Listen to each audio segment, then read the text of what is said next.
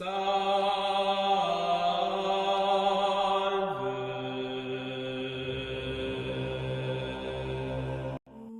nga pala mga kasama, si Carpio ang ermitanyo ng Hinagbaan. Si Nuli at Danilo, nakaanib din ang ating samahan. Huwag kayong mailang sa ermitanyong ito dahil kahit may aral siya sa kaliwa, isa siyang mabuting tao. Marami na kaming pinagsamahang paglalakbay kung kaya't masasabi kong kilalang kilala ko na ang taong ito. Wika ng ermitanyo. Nang marinig ito ng albularyong kaanib nila, pinili itong magpakilala sa kanila ni Nuli.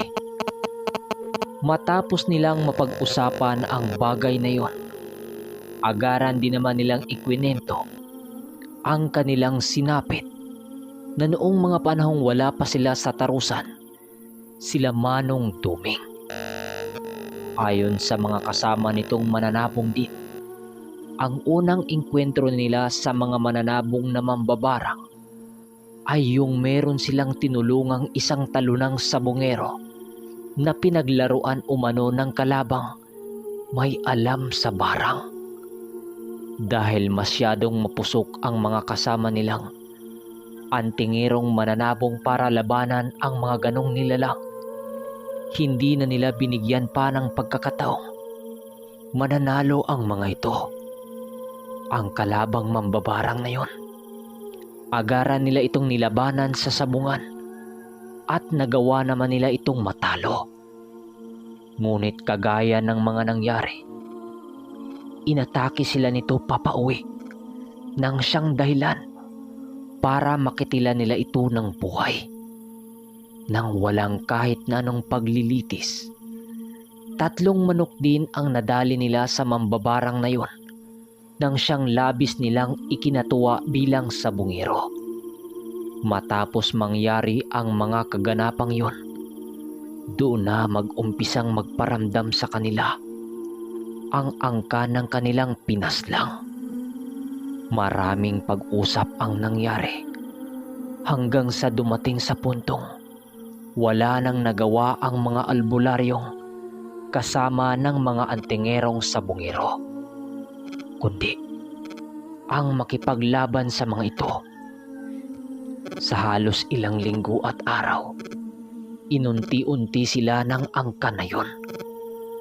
Ang kadalasang nabibiktima ng kanilang pangkat ay ang mga inutusan nilang mga kaanib upang magmasid sa baryo, kung saan may naglalabanan ng mga tandang. Hindi nila lubusang mawari ng mga oras na yon kung papaano nagawa ng mga mambabarang, kung papaano makapagbigay sakit ng mga ito kahit na lahat na kanilang kaanib ay punong-puno ng bakod at puder sa kanilang katawan. May isa ring nakapagsasabi sa kanila noon na ang angkan ng mga mambabarang na sabungero na kanilang nakalaban ay kayang maglagay ng mga patibong sa lupa. Ito ay ang sa pamamagitan ng paglagay ng mga insekto na mayroong mga usal at sinulit. Dagdag pa ng mga ito na mayroon ding ginagawang agimat ang mga mambabarang na kung saan ang pangunahing gamit ng mga ito kapag may nakaharap silang mga sabungerong may mutya ay kaya nilang mabasag kahit bakod at puder ng sinumang nilalang na may lihim na karunungan. Kapag nawasak na ang kanilang bakod nang hindi nila namamalayan, doon na unti-unting pumasok sa kanilang sistema ang iba't ibang insektong inutusan ng mambabarang. Sa pagpasok nito sa isang sistema ng mga antingero, 2 gabi itong hindi patutulugin dahil sa labis na sakit nitong mararamdaman. Mararamdaman niya kung paano sumuot ang insekto sa kanyang kalamnan at sa bawat pag-itlog ng mga ito, magbibigayo ng hindi masukat na paghihirap para sa mga albularyong na biktima. Kapag nangitlog na ang mga insektong barang, mas higit pa itong malakas kisa nung naninirahan pa ito sa sistema ng isang tao. Kapag umabot sa 7 araw ang mga albularyong may tanim na barang, doon na nila mas lalong malalasap ang buhay ng impyernong ipinaranas sa kanila ng mga nilalang na nagbibigay sakit sa kanilang sistema.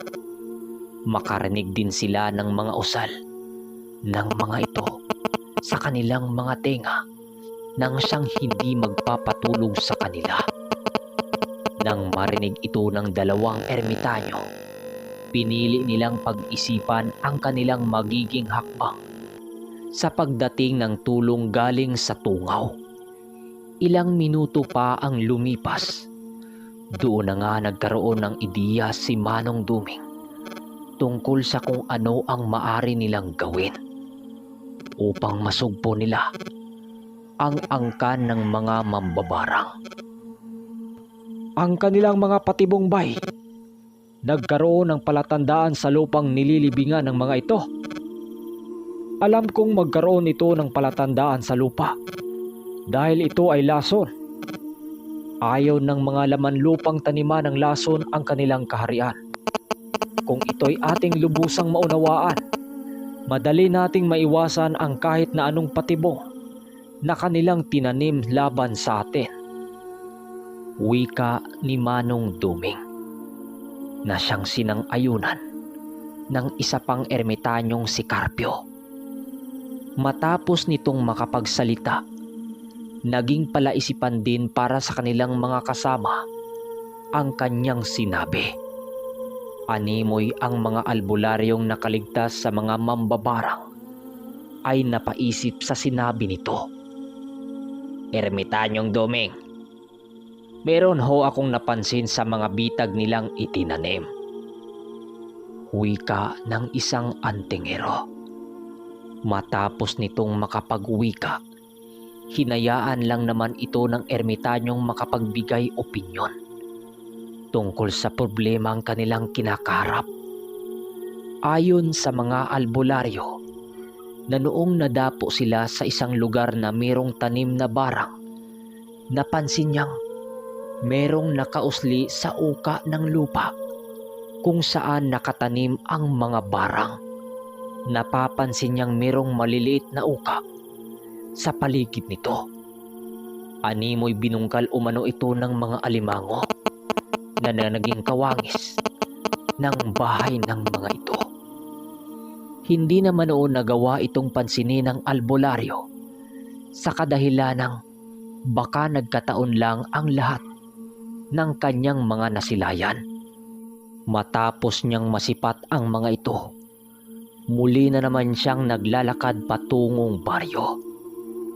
Sa pagbalik niya sa tahanan ng kanyang mga kasamang may mga manok sa kubo, doon na nga siya nag-umpisang makaramdam ng hindi kaaya-aya sa kanyang katawan.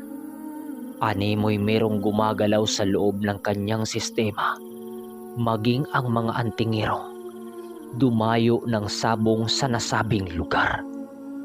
Ayon sa mga ito, galaw yun ng galaw na para bang naghahanap ng matitirahan. Kahit anong gawin niyang pagkakamot at paghilot sa kanyang katawan, hindi niya magawang maabot ang mga insektong pumapaloob sa kanyang sistema. Sa paglipas ng araw na yon, nagkaroon ng hindi kaaya-ayang karamdaman ang isang albularyo nilang kanib. Nakaranas sila ng panlalabo ng paningin at walang patid na pagkauhaw. Nananakit din noon ang lahat na kanyang kalamnan at nahihirapan siyang tumayo sa pagsapit ng takip silim. Makalipas ang 3 araw, doon na nga mas lalong tumindi ang kanilang karamdaman. Nakakita na siya ng kung ano-ano sa kanilang isipan at para bang wala ng epekto ang lahat ng usal na ibinigay sa kanya ng kanyang mga kasama kung hindi pa siya nagawang painumin ng langis na may mga insektong nakukuha din sa lupa ay hindi pa siya tuluyang makakatakas sa ganong kalbaryo. Matapos niyang magamot ang langis na yon, tila ba natiktikan ito ng mga mambabarang. Ang mga sumunod na biktima ng mga kalaban ay wala ng epekto ang lunas na kanilang inaasahan. Magmula noon, may iilanang nalagas sa kanilang grupo dahil sa pagdayo nila ng tigbakay sa mga sabunga na yon. Matapos makapagkwento ng albularyo, animoy na balot ng katahimikan ang hapagkainan. Sila Nuli noon maiging nakikinig lang sa mga talakayan upang kahit papano ay mas lalong nagkaroon sila Nuli ng ideya tungkol sa sigalot na kanilang kinakaharap. Matapos makapagbigay ng ideya ang lahat ng mga andengero, pinili nila Manong Duming na pag-isipang mabuti ang kanilang mga susunod na hakbang na gagawin. Labis kasi siyang naniniwala na walang kapangyarihan dito sa mundo ang walang kahinaan. Kung kaya't hindi noon nababahala sila Mang Carpio sa kanilang kalaban. Alam nilang kapag dumating na sa puntong nasagot na sa kanilang isipan ang lahat na kanilang katanungan, ay magawa na nilang magapi ang mga mambabarang. Makalipas pa ang ilang oras na pag-uusap, natapos na nga ang kanilang pakipagtalakayan. Labis namang ipinagsalamat ng dalawang ermitanyo ang mga ibinigay na impormasyon ng kanilang mga kasama upang maging maingat sila sa mga hakbang nilang gagawin. Manong Duming, ano ho ang may tutulong namin ni Danilo sa ating mga kasama? Ayaw kasi naming manood lang sa mga mangyayaring digmaan, habang ang ilan sa atin ay magdurusa at dahan-dahang mamamatay. Kapwa natin mga magsasabong ang nalalagay sa alanganin. Wika ni Nuli. Oo nga Manong, hindi namin hayang malagasang muli ang ating kapatid. Sabat naman ni Danilo. Lalaban kami hanggang kamatayan, Mano. Basta ipakita lang ng mga kasama nating hindi sila susuko sa laban. Wika naman ni Lando habang itinaas ang mga armas nilang mga bangkaw. Huwag niyo munang isipin yan mga iho. Alam naming meron kayong maibibigay na tulong sa amin. Sa ngayon, kailangan niyo munang maghintay ng pagkakataon upang gawin ang inyong parte sa digmaang ito. Piliin niyong maging maingat sa inyong mga desisyong gagawin dahil sa hindi kumikilala ang ating mga kalaban. Maging ikaw man ay isang bunggaitang alagad ng Diwata Nuli, wala kang magagawa sa oras na malapatan ka ng mga karamdamang ito nang may dugong siring itim na mambabarang. Sagot naman ni Manong Duming. Kasabay ng pagwika nito ay ang pagbigay ng karagdagang impormasyon ng kanyang maestro tungkol sa angkan na kanilang kinakalaban. Ayon kay Manong Duming, na ang mga mababarang na nagbibigay sakit sa kapwa nila mga mananabo ay nasa mababang antas lamang ng kanilang uri. Maaring ang mga pinuno ng kanilang mga kalaban ay purong siring itim na kung saan merong malalim na kaalaman. Yun ang magpapahirap sa kanila kung sakaling totoo ang iniisip ni Manong Duming. Hindi kasi pwedeng ipinagsawalang bahala ni Manong Duming ang ganong palaisipan sa kadahilanang merong dugo ng siring itim ang kanilang mga kalaban.